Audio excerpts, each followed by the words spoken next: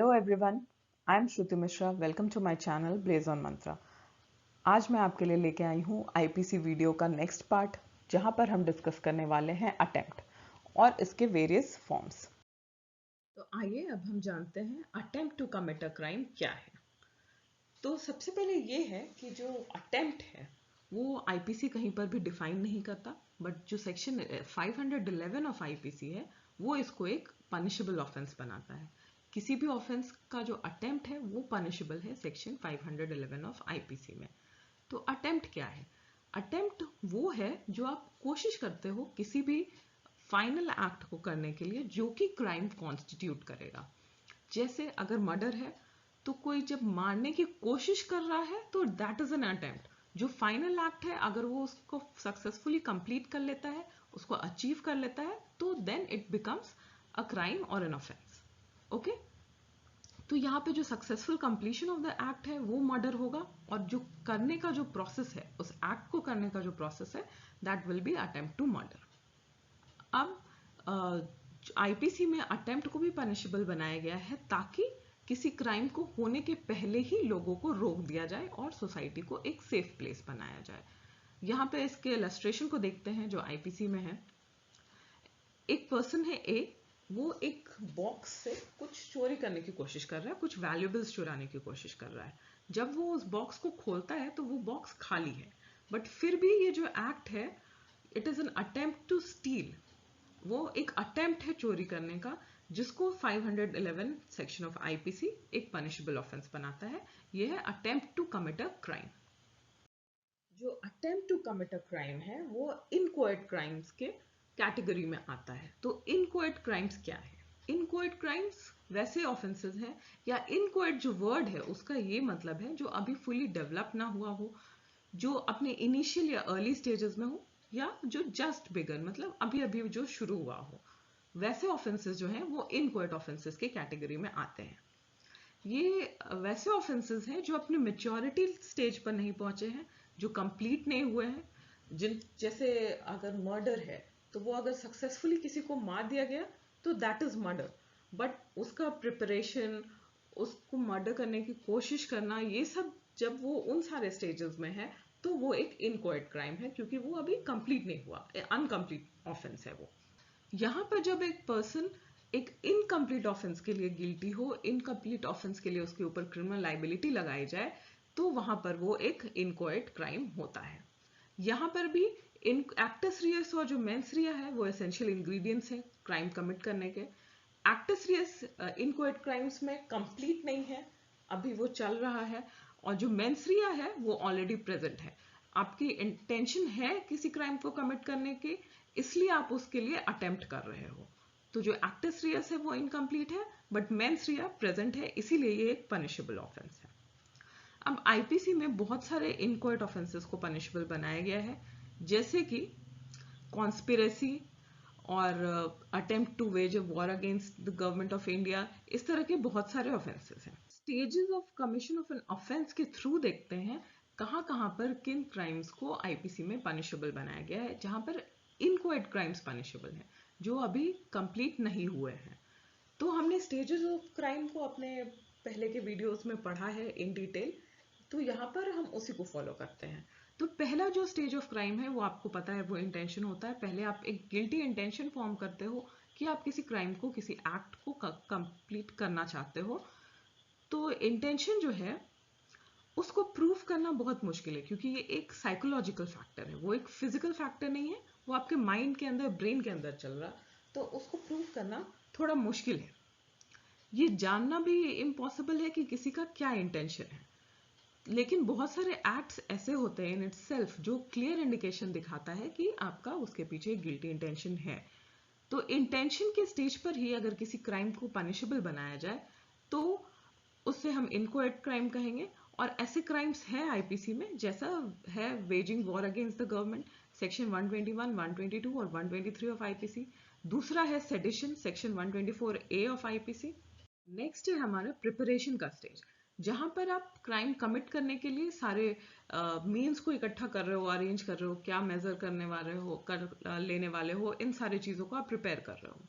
तो यहाँ पर जो आपका इंटेंशन है वो ऑलरेडी फॉर्म हो चुका है, और जो मेंस रिया का पार्ट है वो ऑलरेडी यहाँ पर प्रेजेंट है। तो एक एग्जाम्पल देखते हैं क्यों प्रिपरेशन इन इटसेल्फ पनिशेबल नहीं है।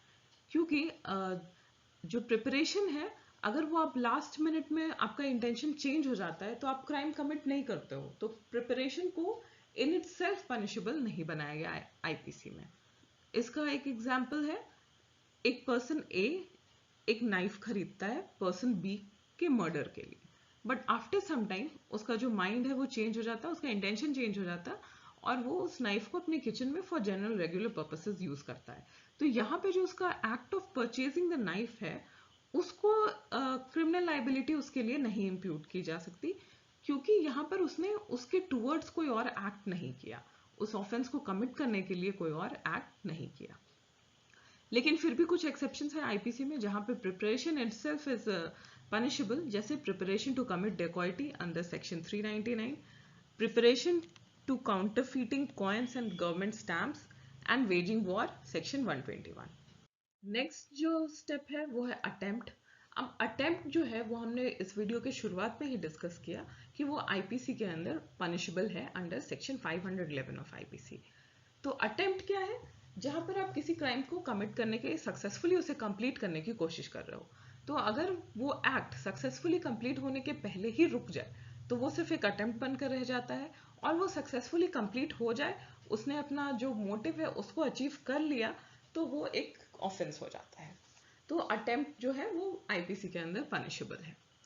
जो नेक्स्ट स्टेज है कमीशन का क्राइम में, वो है जो फाइनल स्टेज है जहां पर आप क्राइम कमिट कर देते हो, जहां पर आपने एक्ट को आप सक्सेसफुली कंप्लीट कर देते हो, तो वो तो इन इटसेल्फ पनिशेबल है आईपीसी के अंदर।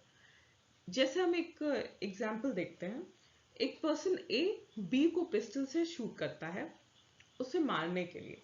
अब वो अगर बी को मार देता है शूट करने के बाद, बी मर जाता है उस शॉट की वजह से, तो A will be liable for murder. But अगर सिर्फ बी इंजर्ड होता है और वो मरता नहीं है तो A will be liable for attempt to murder. ये डिफरेंस है अटेम्प्ट और फाइनल कमीशन ऑफ क्राइम का। जो अटेम्प्ट है वो कहां पर और किस स्टेज पर वो पनिशेबल होगा, या कहां पर उस पर हम क्रिमिनल लायबिलिटी इंप्यूट कर पाएंगे, इस चीज को डिटरमाइन करने के लिए कोर्ट्स ने बहुत सारे टेस्ट इवॉल्व किए हैं, बहुत सारे प्रिंसिपल्स को लाया है जिससे ये टेस्ट किया जा सके कि अटेम्प्ट इस स्टेज पर अब ये पनिशेबल है। तो जो पहला है वो है प्रॉक्सिमिटी रूल।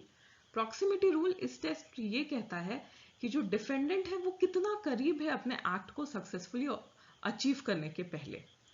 इसको कैसे मेजर किया जाता है? इसे मेजर किया जाता है distance between preparation of the offence और successful completion of the offence. इसके बीच में जो डिस्टेंस है उसके बेसिस पे ये कोर्ट डिसाइड करेगी कि ये एक्ट जो है वो अटेम्प्ट के रूप में पनिशेबल है या नहीं है। ये इस रूल को इवॉल्व किया गया था कॉमनवेल्थ वर्सेस हैमिल के केस में, और इसमें कोर्ट ने ये कहा था कि प्रॉक्सिमिटी रूल में ये देखना है कि वो जो फाइनल एक्ट है उसको अचीव करने के बीच में और प्रिपरेशन के बीच में कितनी दूरी है। अगर वो टुवर्ड्स द फाइनल ऑफेंस है तो वो अटेम्प्ट होगा और वो पनिशेबल होगा। जो नेक्स्ट टेस्ट है वो है डॉक्ट्रिन ऑफ लोकस पोनिटेंशिया। यहां पर ये जो डॉक्ट्रिन है, इस टेस्ट में कोर्ट ने कहा कि जहां पर इंडिविजुअल किसी क्राइम को करने के लिए प्रिपरेशन करता है but at the last moment वो अपना माइंड चेंज कर देता है और बैकआउट कर लेता है एट द लास्ट मोमेंट, तो यहां पर जो उसका एक्ट है वो क्रिमिनली लायबल नहीं होगा, वो पनिशेबल नहीं होगा, क्योंकि यहाँ पे जो उसने एक्ट किया उसे हम अटेम्प्ट नहीं मानेंगे, सिर्फ प्रिपरेशन मानेंगे, क्योंकि यहाँ पे जो उसका इंटेंशन है दैट इज एब्सेंट, और यहाँ पर हम उस प्रिपरेशन के लिए उसके ऊपर किसी भी तरह की क्रिमिनल लायबिलिटी नहीं इंप्यूट करेंगे। नेक्स्ट है इक्विवोकैलिटी टेस्ट। इक्विवोकैलिटी टेस्ट ये कहता है कि हमें डिफरेंशिएट करना है किसी भी क्रिमिनल केस में प्रिपरेशन और अटेम्प्ट के बीच। अगर कोई पर्सन का कंडक्ट है जो कंडक्ट इन इटसेल्फ, वो एक्ट इन इटसेल्फ ये बता रहा हो कि वो उस क्राइम को कमिट करने के लिए फुली रिजॉल्व है विदाउट एनी रीजनेबल डाउट, तो वो कंडक्ट जो है वो क्रिमिनल अटेम्प्ट उसको माना जाएगा। जो नेक्स्ट टेस्ट है वो है अटेम्प्टिंग एन इम्पॉसिबल एक्ट। अब ये हमने देखा है सेक्शन 511 आईपीसी के अंदर कि कोई पर्सन एक एक्ट को कर रहा है with the criminal intention, but वो एक्ट सक्सेसफुल नहीं हो सकता क्योंकि वहां पे कुछ फैक्चुअल प्रॉब्लम्स हैं। जैसे हमने देखा था कि वैल्यूएबल स्टील करने की कोशिश कर रहा है एक आदमी बट उस बॉक्स के अंदर कुछ भी नहीं है, फिर भी वो पनिशेबल है क्योंकि उसने इंटेंशन से, उसने स्टील करने के इंटेंशन से बॉक्स को खोला था, बट उसे कुछ नहीं मिला, वो एक डिफरेंट फैक्ट है।